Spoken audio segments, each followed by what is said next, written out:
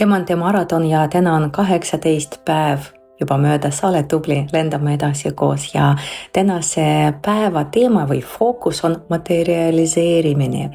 Mida see tähendab, et kui me keskendume mingi asja peale, siis sinna läheb meie jõud, tähelepanu, energia, elu ja sellega hakkab kiiremini realiseeruda seda, mida me panime endale eesmärgiks. Ja ennem kui keegi mõtles välja jalgrattad või auto või mobiiltelefoni, ennem seda see mobiiltelefon oli tema peas. Ehk kõik tuleb meie peast kõigepealt. Ja ma ei ütle sulle mitte midagi uut, sa tead seda kõike, aga sa tead, et mulle alkohoolikud ei meeldi ja ma ei taha neid paljuneda. Ja täna ära vaata mind lihtsalt, et ma räägin siin nii ilusti ja lihtsalt põnev mind jälgida.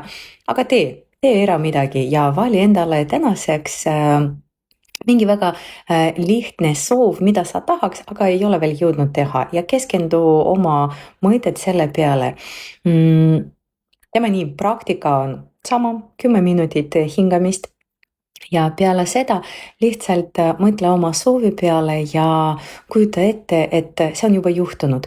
Mida sa tunned, kes on sinu ümber, kus sa oled, kui uhke sa oled, et sa said seda teha ja see tuli välja, et päris lihtne see teha, ei ole nii keeruline nagu endale kujutasid ette.